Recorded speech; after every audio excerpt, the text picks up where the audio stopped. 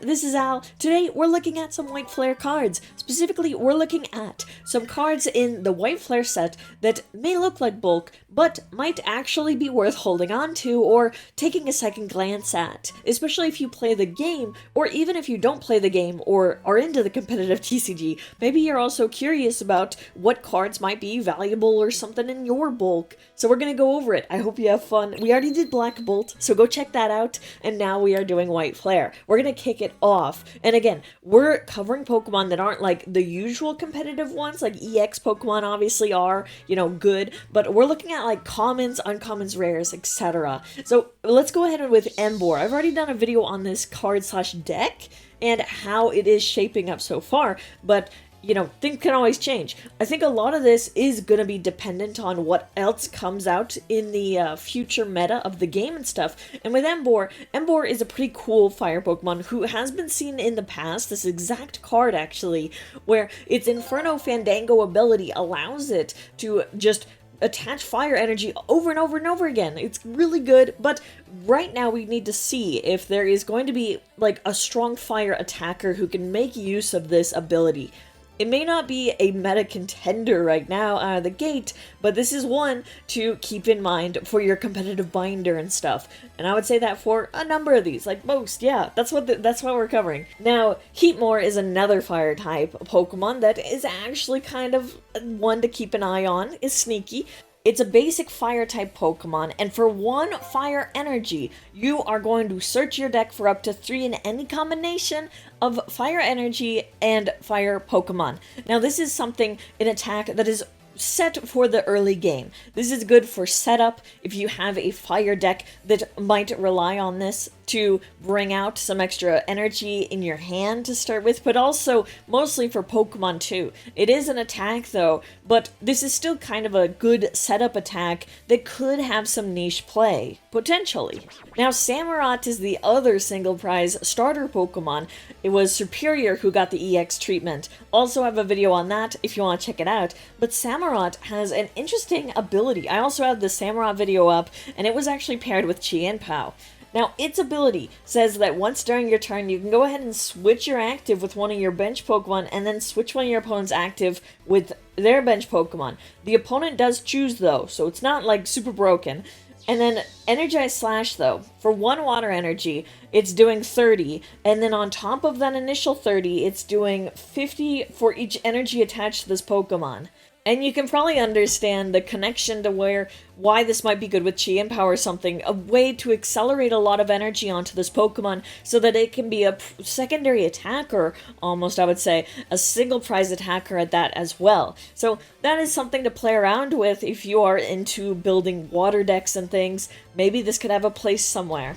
Now, Galvantula is a cool electric type. My sister actually loves Galvantula, and so it's good to see always new stuff. So, Galvantula has a cool attack as well that also has to do with discarding energy. So, this allows you to discard lightning energy off this Pokemon, and for each that you do, you're doing 50 damage. Right now, like I said, it's not like a contender in the meta, because there isn't a clear partner for it, but this is one I want to probably try playing around with. I think it's going to be really interesting, and it might be something to keep in the back of your mind for, you know, lightning decks ahead, especially if we have stuff that can do some easy attachment onto a Pokemon. And then, you know, we also have lightning support with electric as well that we covered in the Black Bolt video. That one is also very competitive and nice. So we'll see for Galvantula, we'll see. Now, Cofagrigus is interesting too. So this name is also really funny and really long. My goodness. So Extended Demagrigus. I love the name because, you know, it's Demagrigus. Yeah, that's something. Alright. Move all damage counters from one of your bench Pokemon to one of your opponent's Pokemon. Now, once again, kind of niche. Kind of an off pick. But, like, I'm very curious about it. I am curious that if we can build something that has a lot of damage counters on them, a big beefed up Pokemon, then we can use this to move it and maybe KO a Pokemon with a lower HP, something like that. It is for 1 Psychic and 1 Colorless, and I think it's interesting. It is a Stage 1 Pokemon, but this is potentially something to keep in the back of your mind. I think so. Gothitelle is our next Psychic type. You can go ahead and play Gothitelle with the ability Distorted Future. So Distorted Future is going to be reducing your opponent's hand size to 3 cards. Now that's kind of powerful on its own. We see supporter cards like Judge being useful. That's 4 cards rather than 3, but you know how powerful the shuffle your hand into the deck and then you have a low draw is. And Gothitelle, even though it is a Stage 2 Pokemon and it has to be in the active, this could be some sort of niche deck. I can't wait to try building with it to see if we can create something interesting. Because it also does Synchro Shot for 90, and then on top of that 90 though, if the same number of cards in your hand is equal to your opponent's, it does 90 more. Now, once again, this is a conditional attack for damage output, but maybe we can get there if especially you can play your hand size down and then rely on a strict number with that ability. That ability is going to be allowing you to at least have control over your opponent's hand size if you're trying to pull this off. And that is for Psychic Colorless. So yeah, something like that. Like I said, I can't wait to play around with it and then see how it might be made into a deck of some kind. Even if it's just for, fun, for memes, for everything, all that. Alright, now next is Archeops. Archeops is another one with a cool ability, with Ancient Wing. This is another ability that relies on having it in the active spot, but if you do, you can go ahead and de-evolve one of your opponent's Pokemon. So that is going to be putting the highest stage evolution into their hand, and yeah, that's going to be fun. I think, I wonder if the Archeops thing is fixed. I think there was a bug going around with that in PTCG. This could have some potential, for sure, I would say. And if you're able to de-evolve your opponent's Pokemon, you can then attack and hopefully KO them. So that, even though your opponent has that card in their hand, if their Pokemon's KO'd, it's a dead card kind of thing, So there is some potential there, I think. Terrakion is actually something that you could also keep in the back of your mind as another fighting type in the pool with its Retaliate attack as an option.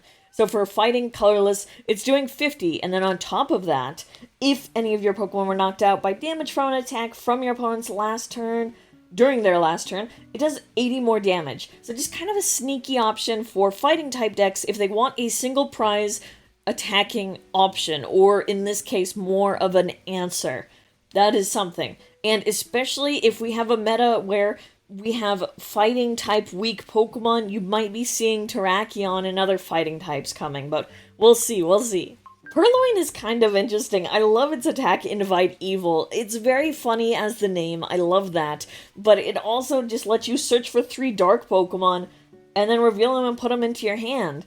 Now, this is kind of good. I kind of like it because you can grab not just single prize Pokemon, but Dark EX Pokemon, I believe, with this. And if you want to use this as an opening thing in the early game, maybe you can try doing that. I kind of like it, so I'm going to keep Purloin in mind. Now, Zoroark is also interesting. Zoroark, we got to see some action from him from the Jellicent when Japan had their tournament where it was the sealed black and white only thing. There was some use out of Zoroark because Zoroark is able to use Foul Play, which is doing for 3 colorless energy, which can be easily gone and gotten with Ignition Energy, for example. You can go ahead and choose one of your opponent's active Pokemon's attacks and use it as this attack. Now, this is kind of niche. We also have that attack on Mew, and it's not particularly, ground-breaking or powerful, but this is, again, just one to be aware of that is in the pool for the Dark-type decks. Ferrothorn is interesting. It's a Stage 1 Pokemon with the attack Power Whip. Power Whip is doing 20 damage to one of your opponent's Pokemon for each energy attached to this Pokemon, and it's only for 1 metal colorless. Now, this would come up if we ever enter a meta where, there is a lot of metal acceleration, I would say, in a deck to where you can maybe attach a lot of metal energy onto this thing and use it as a secondary single prize attacker maybe. I am very intrigued by the move, and this is one thing that I'll probably keep in my binder as well, just in case, to see what comes out. Because sometimes, like, if you have the right support and circumstance for this to work, then it could do some big numbers, depending. Now, Brave Bangle is a new tool card that's coming that is also pretty competitive and pretty good as a staple to have going forward.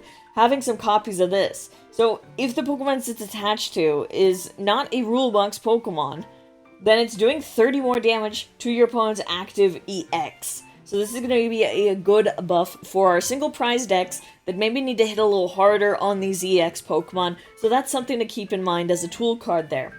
Now, Hilda is the new supporter for White Flare. Hilda's really great. Definitely have some copies of her. She allows you to find an evolution Pokemon as well as a special energy, and it's going to be really good to help find your Prism energy, your Ignition energy especially, but then other special energy that is in the format as well at the same time. So Hilda's really great. I like her a lot. And then Tool Scrapper is also an item card that's coming that is, again, a pretty good staple card in the competitive scene, but, like, you probably don't need a ton of them right now. And, again, this also relies on if tools and, like, OP tools are being used in the meta, I would say. It's kind of a niche tech card, so it's just good to have around. Not gonna be in every deck, though, for sure. Now, Ignition Energy is the new special energy for White Flare, and I like Ignition Energy. It's for evolution Pokemon. So, evolution Pokemon are able to slap this thing on, and it provides 3 colorless energy, which is a lot. The downside is that you have to discard it at the end of the turn, but that's still a good amount of energy acceleration, and there's a number of evolution decks and attackers and Pokemon that could really utilize this. So, all in all, it's a great card from the set. Alright, I hope you enjoyed. If I missed some things that you think are important as well, or skimmed over something, definitely let me know as well, because I'm sure people would also benefit from it. Thank you above all for listening, watching. I appreciate it so much. Your support is what keeps things going, and thank you so much to anyone who, likes, comments, but also members and everything. It's really awesome. Thank you again, and I hope to see you next time. Bye-bye! Good luck out there!